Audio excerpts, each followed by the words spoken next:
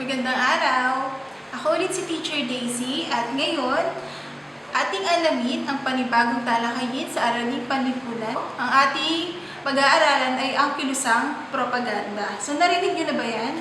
Kilusang propaganda. So paano kaya ginamit ng mga Pilipino ang kanilang kaalaman sa paghihingi ng reforma para sa Pilipinas?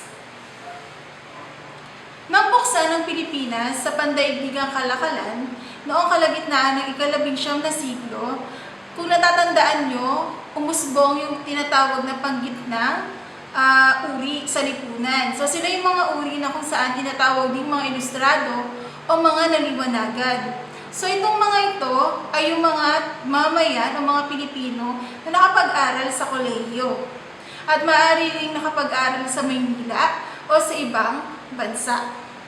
So maraming mga ilustrado ang may kakayahang mamuno. Subalit dahil sa diskriminasyon, hindi ito nangyayari. Kaya anong ginawa nila? Nung nag-aral sila sa ibang bansa, dito namulat ang kanilang kaisipan na yung mga nararanasan ng kapwa nila na narito sa Pilipinas ay hindi makatarungan. So anong ginawa nila? Naisip nila na kailangan magkaroon ng pagbabago. So ano kaya mga pagbabago ang gusto nilang mangyari noong panahon ng Espanyol? Ngayon naman, talakayin natin yung pagkatataag ng kilusang propaganda. So kung nakikita ninyo sa screen, ito yung tinatawag nating kilusang propaganda. So sila yung nagsulong ng mga pagbabago o reforma sa pamamagitan ng pagsulat at sa pamamagitan ng pahayagan. Maaari rin silang sinulong yung pagbabago sa pamamagitan ng paglilimbag ng mga nobela, pwedeng pagsusulat ng mga aklat, at sa pamamagitan din ng pagtatalumpati at salikhang sining. So, ang mga kasapi nito ay tinawag na propagandist o reformist. Ang nais nila ay mabago ang pagpapatakbo sa pamahalaan katulad sa mga bansang kanilang napuntahan. Hindi nila hinangad na makalaya ang bansang Pilipinas mula sa bansang Espanya. Ang tanging hiling lamang nila o ang kanilang gustong isulong ay yung magkaroon ng pantay na karapatan ang mga Espanyol at maging ang mga Pilipino. So ang pagsusulat ng mga propaganda sa mga katiwalian at pagmamalupit ng mga pinuno ng pamahalaan at simbahan na naging estratehiya nila o paraan nila upang isulong ang hinahangad na pagbabago. Ngayon naman, talakayin natin yung mga layunin sa pagtatatag ng kilusang propaganda. So, ang pinakauna dyan, maging lalawigan ng Espanya ang Pilipinas. Pangalawa, mabigyan ng pantay na oportunidad sa larangan ng kabuhayan at politika ang mga Pilipino. Pangatlo, makapagtatag ng mga pampublikong paaralan na malaya sa impluwensya ng mga praile. Na alam naman natin noong panahon yun na may napakalakas na impluwensya doon sa larangan ng politika. So marami silang, kumbaga yung kapangyarihan ng mga praile, pwede nating masasabi na para na silang mga politiko.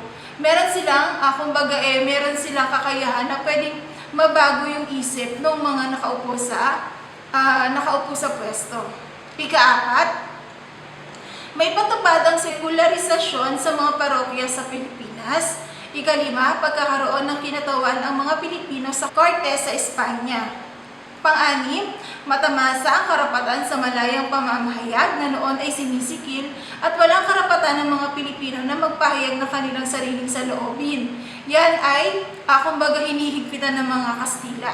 Kumbaga, bawal kayong magsalita na hindi karapat-dapat o hindi tama laban sa mga Espanyol. At ikapito, mapawalang bisa ang polo y servicios at bandala. So ito, yung polo y servicios at bandala, ilan lamang sa mga ipinatupad ng mga Espanyol na kung saan ang ginagawa nila ay sa pilitang pagtatrabaho ng walang ibinibigay na bayad doon sa mga Pilipino. Ngayon naman, talakayin natin yung mga pangunahing propagandista. Ito yung mga tao na nasa likod ng mga nagsusulong ng pagbabago dito sa ating pamamalakad sa ating bansa. Maraming kabataan ang nagtungo sa Espanya noong panahon na sumibol yung gitnang uri ng mga Pilipino. So maraming naging profesional, maraming nakapunta sa ibang bansa at nakapag-aral. Ilan sa kanila ay namulat sa mga pang-aapi at di makatarungang kalagayan ng Pilipinas sa pamamahala ng mga Espanyol. So dahil dito, gumamit sila ng iba't ibang pamamaraan. Hindi lamang sa pamamagitan ng pagsusulat, dinaan din nila sa pamamagitan ng sining. Ang iba naman ay dinaan sa talumpati. Ang iba naman ay gumuhit at nagpinta. Ang mga propagandista ay naging aktibo at kampanya nila para sa pagkakaroon ng reforma sa Pilipinas. So yung kumbaga yung pag-aalsa nila or yung kanilang paglalabas ng saloobin hindi ginagawa sa Pilipinas. Nasa ibang bansa sila dahil ng mga panahon na yun ay sila ay mga mag-aaral. Una, ang talakayin natin ay si Dr. Jose Rizal. So isa siya sa mga kilalang propagandista o reformista noong panahon ng mga Kastila. So si Rizal ay tumungo noong 1882 sa Espanya upang mag-aral ng medisina. So alam naman natin na siya ay nag-aral ng kumbaga ng medisina at naging doktor sa mata. So natanto niya na nung nasa Espanya siya na ang mga Pilipino pala ay kalunos-lunos yung sinasapit mula sa mga Espanyol. So dahil dito, naisipan niya na isulat ang No Limitang Reas, El Filibusterismo at siya rin na nagtatag ng Samahan ng La Liga Filipina. Sunod naman is si Graciano Lopez Haina. So isa siya sa mga tanyag na propagandista katulad ni Jose Rizal. So ang ginawa naman niya, isiniwalat niya ang mga di makatarungang pamamalakad ng mga praile sa pamamagitan ng isang kwentong satirikal na pinamagatang Fray Botod. Ang Fray Botod ay ukol sa pang-aabuso, masasamang gawain ng isang praile na tinawag niyang Botod. Inilarawan niyang mataba at may malaking tiyan na nakausli. So, sa pamamagitan nito, pag susulat ng isang kwentong satirikal, inilalarawan dito yung isang praile na kung saan sumasalamin doon sa mga praile noong panahon ng Espanyol na mga malulupit at kumbaga meron silang mga hindi magagandang pakikitungo sa mga Pilipino. Umalis din siya at nagtungo sa Espanya noong 1879. Nag-aral siya ng medisina katulad ni Jose Rizal, subalit hindi siya nakapagtapos. Sunod naman is si Marcelo del Pilar. So, si Marcelo del Pilar naman, dahil sa walang katarungan o kawalan ng katarungan na nakikita niya sa lipunan, tinuligsa naman niya yung mga Espanyol sa pamamagitan ng pagsusulat ng Diaryong Tagalog. So, naglalathala siya ng dyaryo na kung saan yung mga artikulo ay nag-uudyok sa mga Pilipino na maging mas open, mas maging, kumbaga mas mag-alab yung damdamin nila laban sa mga Espanyol at maging sa mga pang-aabuso ng praile. Ang Diaryong Tagalog ay tinatag ni Marcelo del Pilar at ng isang mayamang Espanyol na may liberal na kaisipan na si Don Francisco Calvo noong 1882. Pag sinabing liberal yung kaisipan, sila yung mga kumbaga mas open-minded. Kumbaga yung mas bukas sila sa pagtanggap ng mga bagong pananaw o mga bagong kaisipan. So, si Marcelo del Pilar at isang Espanyol na liberal na si Don Francisco Calvo yung nagtatag ng Diaryong Tagalog. Mahalaga ang naging papel ng Diaryong Tagalog sa paglalathala ng mga akdang makabayan na isinalin sa Tagalog para sa mga Pilipinong hindi marunong makabasa at makaunawa ng wikang Kastila. So, para doon makalapit sa masa o mas makalapit doon sa mga pangkaraniwang Pilipino at mas maabot yung kanilang kaisipan, yung Diaryong Tagalog napakahalaga niya dahil siya'y nagsilbing tulay na maipaabot yung kanilang kaisipan, yung gusto nilang sabihin, dahil nga noon ang mga sulatin salitang Espanyol. So paano dun sa mga taong hindi marunong magbasa ng wikang Espanyol at hindi rin nila nauunawaan? So dahil sa Diaryong Tagalog na to, mas naging tulay siya para mas maabot yung mga pangkaraniwang Pilipino. Si Marcelo del Pilar ang humalili kay Graciano Lopez Haina bilang patnugot ng La Solidaridad. So kung makikita nyo sa screen, sila yung bumubuo niyan. Sila yung pinaka-mukha na sumasalamin doon sa grupo na yan, ang La Solidaridad. So, ginamit ng mga reformista ang pagsulat upang isulong ang pagbabago sa mapayapang paraan. Naniniwala sila na sa mamamagitan ng pamamahayag at hindi sa pag-aalsa gamit ang armas, mas kumbaga magkakaroon ng pagbabago o reforma dito sa ating bansa.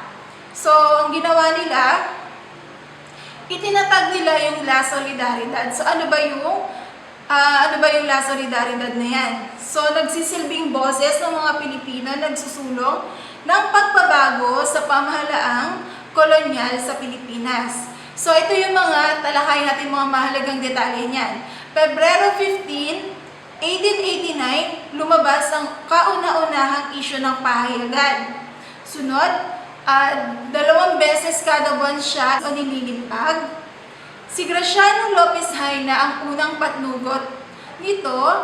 Sunod naman si Marcelo del Pilar. Humalili siya dito kay Graciano Lopez Haina. Tumagal siya ng 6 na taon yung paglilimbag nila dyan sa La Solidaridad. Subalit hindi rin niya nagtagal, hanggang 6 years lang.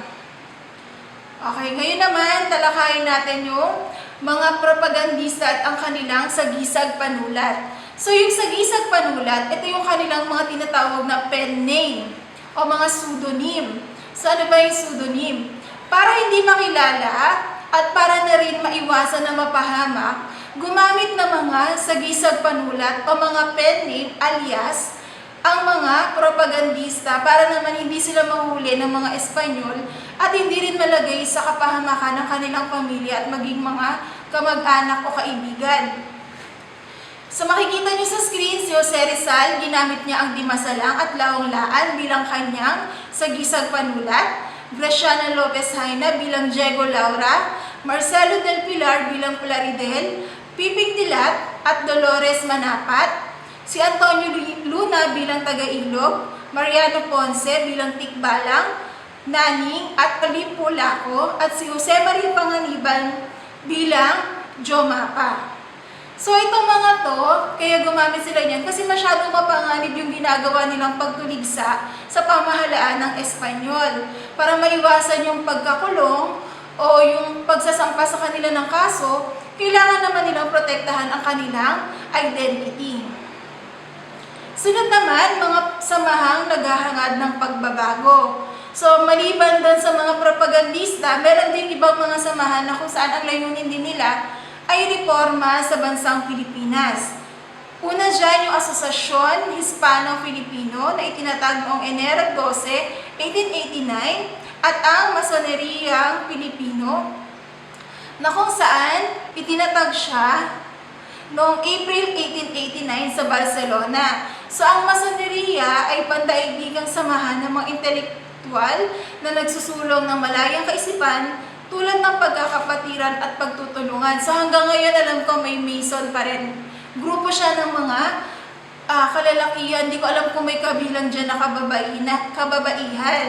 Ang layo nila, magkaroon ng brotherhood. Tapos magkaroon ng malayang kaisipan na taliwas doon sa kaisipan ng simbahang katoliko na konserbatibo, sarado ang pag-iisip. Sunod naman ay ang La Liga Filipina. Hindi ko alam kung narinig na ninyo, subalit ito ay tinatag ni Dr. Jose Rizal noong July 3, 1892. So nung magbalik siya sa Pilipinas, naisipan niyang itatag yung La Liga Filipina. So isa itong grupo na kung saan ang layunin pagbabago o reforma. Marami ditong mga kasapi din mga ilustrado at mga Pilipino. So, nais ni Rizal na hikayatin ng mga Pilipino na maging seryoso, buo at organisado sa paghingi ng pagbabago sa mapayapang paraan. So, gusto niya, kung ang mga Pilipino ay gusto ng pagbabago, dapat seryoso sila. Ang isip nila ay talagang gusto ng pagbabago, hindi yung paiba-iba ng isip. Gusto rin nila buo at organisado at sa mapayapang paraan. Ayaw niya ng may dadanak na dugo. Kung makikita niyo sa screen, ito yung La Liga Filipina at ang bumubuo niya. Ang pinaka-founder ay si Jose Rizal na sa kasamaang palad, ilang araw lamang matapos ibuuin niya yung La Liga Filipina, naaresto naman agad siya. So, bago natin talakayin, dito muna tayo sa mga layunin ng La Liga Filipina. At yung pagkakaisa ng buong Pilipinas, pagtataguyod ng reforma, pagbibigay suporta sa edukasyon, agrikultura at kalakalan, paglaban sa anumang uri ng karahasan at kawalang katarungan, at panghuli, pagbibigay ng proteksyon at tulong sa mga bawat kasapi sa isa't isa. So, bawat miyembro nito ay may mga obligasyon at responsibilidad. Yun nga lang, sabi ko kanina, ang nangyari nahuli agad si Jose Rizal pagkaraan lamang ng ilang araw matapos niyang itatag yung samahan na to. So, ang ginawa sa kanya noong July 7, 1892, dinala siya sa dapitan sa Zamboanga dahil sa kasong rebelyon o paglaban, pag-aaklas laban sa Espanyol. Dahil dito, natigil yung gawain ng kanilang samahan. So, muli itong binuhay ng mga miyembro na si Domingo Franco at Andres Bonifacio. Subalit, ang nangyari, nahati ang grupo o nahati ang mga miyembro sa dalawang grupo. Grupo ng Ilustrado at grupo ng Maralita. So, alam naman natin, ang grupo ng Ilustrado, sila yung mga nakapag-aral, mga naliwanagan. Grupo ng Maralita, ito yung mga grupo ng mga Pilipinong mahihirap. So, yung grupo ng mga Ilustrado, ang layo nila buhayin muli yung naghihingalong La Solidaridad o yung pahayagang La Solidaridad. Para nang sa gayon, mailabas nila yung mga gusto nilang sabihin sa pamamagitan ng pahayagan. Yung sinusulong nilang reforma, gusto nila doon lahat ihahayag. Subalit yung grupo naman ng mga Maralita, ang kaibahan lang naman nila, naniniwala sila na hindi madadaan sa mapayapang paraan ng pag-aalsa o reforma sa Pilipinas. Ang nangyari, dahil kay Andres Bonifacio, nagtatag sila ng panibagong grupo na tinawag na KKK o Ilusan ng Kataas-Taasang Kagalang-galangang nakatipunan ng mga anak ng bayan. So, ang pinaka-leader niyan si Andres Bonifacio, na alam naman natin na napakatapang at mas maalab yung kanyang damdamin na gumamit ng daha sa gusto niya ng reforma, subalit hindi sa pamamagitan ng pagsusulat. Hanggang doon lamang ang ating